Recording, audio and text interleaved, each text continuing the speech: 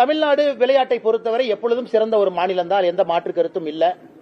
இன்னைக்கு அயன்மேனை பொறுத்தவரை அது கோவால தான் இருக்கு, அதிகாரப்பூர்வமாக இந்தியாவில் ஒரே இடத்துல அது நடத்தப்படுகிறது. என்னுடைய ஆசை தமிழகத்திலும் நடத்தப்பட வேண்டும் என்கின்ற ஆசை. காரணம் நம்மகிட்ட கோஸ்ட் இருக்கு. அங்க பாத்தீங்கன்னா 62 நாட்டில இருந்து வந்திருந்தாங்க. 1400 பேர் பங்கேற்றாலும் கூட 350 பேர் ஃபாரினர்ஸ் வந்திருந்தாங்க. அதனால தமிழ்நாடு அரசும் முயற்சி எடுத்து இது போன்ற நிறைய ஈவெண்ட்டை கொண்டு வரணும். ஒன்று தமிழ்நாட்டு மக்களுக்கு அது ஒரு பெரிய பிராண்டு, கோவாக்கு எப்படி பிராண்டு கிடைச்சிருக்கோ அது ஒன்றுங்கன்னா. இரண்டாவது, என்னை பொறுத்தவரை அரசியல் வந்த பிறகு என்னுடைய ஃபிட்னஸ் கொஞ்சம் போயிருச்சுங்கன்னா கடந்த 5 ஆண்டுகள்ல. இப்போ நான் ஃபுல்லா ஃபிட்டா இருக்கேன்னு நான் சொல்ல மாட்டேங்கன்னா, இது ஒரு முயற்சி, முதல் படி. இந்த அயன்மேன் மூலமாக ஃபிட் ஆகணும், நாம் இன்னும் உடலை தயார்படுத்தணும் அப்படிங்கறக்காக இதுல பங்கேற்றிருக்கேன். இன்னும் அடுத்த ஒரு ஆண்டு முடியும் பொழுது ஃபுல் அயன்மேன் போகணும். ஃபுல் அயன்மேன்னா இன்னைக்கு 2 கிலோமீட்டர் கடல்ல நீந்துறது 4 கிலோமீட்டரா நீந்தணும்.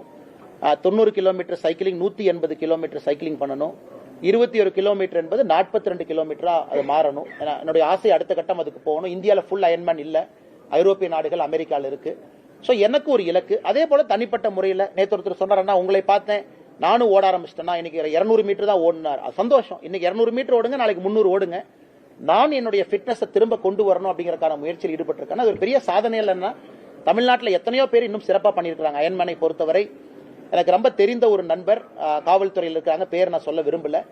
அயன்மேனை 6 மணி நேரத்தில் முடிச்சிருக்காரு. அதெல்லாம் பெரிய விஷயம். அந்த அளவுக்கு உடம்பு அவருக்கு 6 மணி நேரத்தில் முடிக்கிறதுலாம் ரொம்ப பெரிய விஷயங்கன்னா, எத்தனையோ பிளைட்ல தமிழ்நாட்டு நம்முடைய பசங்களை பார்த்த 7 மணி நேரம், 8 மணி நேரம், 7.5 மணி நேரம், அத்தனை பேர் அவங்கள தொடர்ந்து இந்த பயிற்சியில் இருக்கிறாங்க. அதனால் நிறைய மனிதர்கள் இதுல சாதிக்கணும். இது ஒரு விதமான ஒரு இதுதாங்க. இது ஒரு என்டியூரன்ஸ் ஸ்போர்ட், அவ்வளவுதான். இது ஃபாஸ்ட் ஸ்போர்ட் கிடையாது, என்டியூரன்ஸ். 8 மணி நேரம் உங்க பாடி தாங்குதான்னு பாக்குறீங்க, 8 மணி நேரம் உங்க உடம்பு தாங்குதா அப்படிங்கறக்காகத்தான் இது விளையாட்டு. அதனால என்னுடைய அன்பான வேண்டுகோள், நான் ரொம்ப நாள் கழிச்சு இதெல்லாம் செய்யணும்னு நான் ஆரம்பிச்சிருக்கேன். நீங்களும் ஒரு ஃபிட்னஸ்ல ஏதோ ஒரு இடத்துல ஆரம்பிங்க, சின்னதா ஆரம்பிங்க, பெருசா ஆரம்பிங்க, ஃபிட்டா உடம்பு வச்சுக்கங்க. குறிப்பா பத்திரிகை நண்பர்கள் எல்லாத்தோட உங்களுக்கு இது பொருந்தும். ஏன்னா எலக்ட்ரானிக் இதுலயே இருக்கீங்க, அதிகமா உங்களுக்கு தான் உடல் ரொம்ப கெடும். அதிகமா எனர்ஜியோட இருக்கீங்க, வேவ்ஸோட இருக்கீங்க, இன்டென்சிவான இடத்துல இருக்கிறீங்க. அந்த லைட் எல்லாம் ரொம்ப கெடுதல். அதனால பத்திரிகை நண்பர்கள் நீங்களும் உங்களுடைய உடம்புக்கு கொஞ்சம் முக்கியத்துவம் கொடுத்து, பத்திரிகை நண்பர்கள் நீங்களும் நன்றாக இருக்க வேண்டும் என்று நான் வேண்டிக் கொள்கின்றேன். அவ்வளவுதாங்க. அது பெரிய சாதனைகள் இல்லைங்கன்னா, நிறைய பேர் சாதனை பண்ணிருக்காங்க. என்னுடைய ஆரம்ப முயற்சி, நான் ஃபுல் அயன்மேன் முடிக்கும் பொழுது ரொம்ப பெருமைப்படுவாங்கன்னா, அதுக்கு இன்னும் நான் ஒரு ஆண்டு முழுவதும் பயிற்சி எடுக்கணும். என்னுடைய ஆசை அடுத்த ஆண்டு முடியும் பொழுது ஃபுல் அயன்மேன். எனக்கு இந்தியாவில் ஃபுல் அயன்மேன் இல்ல, கோவால பாதி அயன்மேன் தான் இருக்கு, 70.3. அதற்கான பயிற்சியில் ஈடுபட்டிருக்கேன். நன்றி. அதிமுக பாஜக கூட்டணியில புதிய கட்சிகள் 7 மாதமாகி சேரவே கிடையாது. எப்படி சார் நீங்க இவ்வளவு பிரச்சனைகள் கூட வாய்ப்புகள் இருக்குன்னு நினைக்கிறீங்க? ஆனா இன்னும் எலெக்ஷன் சூடே பிடிக்கல. இப்பதான் நவம்பர்ல இருக்கோம், இன்னும் டிசம்பர், ஜனவரி, பிப்ரவரி இருக்கு. அதனால பொறுத்துருங்க. இன்னும் மக்கள் இன்னும் தேர்தலுக்கு தயாராகல. இப்பதான் சார் இதெல்லாம் நடந்துகிட்டு இருக்கு. அதனால் டிசம்பர், ஜனவரியை பொறுத்தவரை தேர்தல் ஜுரம் ஆரம்பிக்கும். அன்னைக்கு எல்லாமே சரியான கோணத்துல விழும். நான் ஏற்கனவே சொல்லியிருந்தேன், இந்த வேர்ல்டு கப் பாத்தீங்கன்னா இந்தியா எல்லா மேட்சும் ஜெயிச்சோம், நான் ஃபைனல் தோத்தோம். அதனால ஃபைனல்ல யாரு ஜெயிக்கிறாங்கிறது முக்கியம். நான் சொல்றது மென்ஸ் வேர்ல்டு கப்புங்கன்னா. ஆனா உமன்ஸ் வேர்ல்டு கப் பாத்தீங்கன்னா 2 மேட்ச் தோத்தாங்க, வெளியே போற நிலைமையில் இருந்தாங்க, ஒரு மேட்ச் ஜெயிச்சாங்க, ஃபைனல் ஜெயிச்சிட்டாங்க. அதனால் அரசியல் ஆட்டத்தை பொறுத்தவரை ஃபைனல்ல ஜெயிக்கணும், அது ரொம்ப முக்கியம். செமிஃபைனல், குவார்டர் ஃபைனலும் முக்கியம் தான். அதனால ஃபைனலுக்கு நம்முடைய என்டிஏ கூட்டணி தயாராகி கொண்டிருப்பதாக நான் பார்க்கின்றேன். அது நவம்பர், டிசம்பர்ல சரியான இலக்கை நோக்கி புதிய கட்சிகள் எல்லோரும் வருவார்கள் என்று நம்புகின்றேன். காலம் வரும் வரை பொறுத்திருப்போம், காத்திருப்போம்.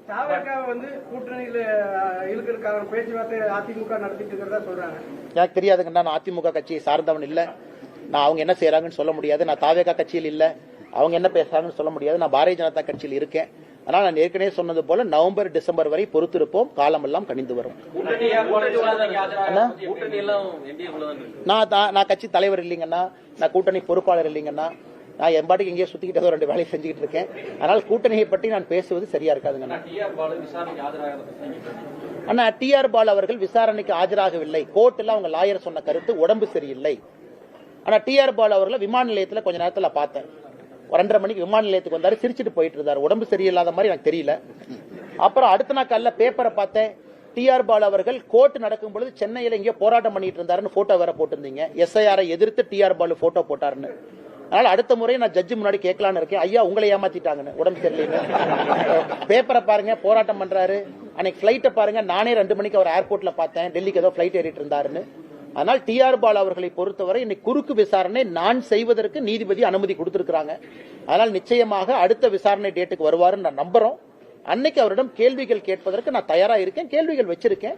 கேட்ட பிறகு பத்திரிகை நண்பர்களுக்கு நான் ஷேர் பண்றேன் என்ன கேள்விகள் கேட்டோம்னு. அவர் என்ன பதில் சொன்னாருன்னு உங்களுக்கு தெரியத்தான் போகுது.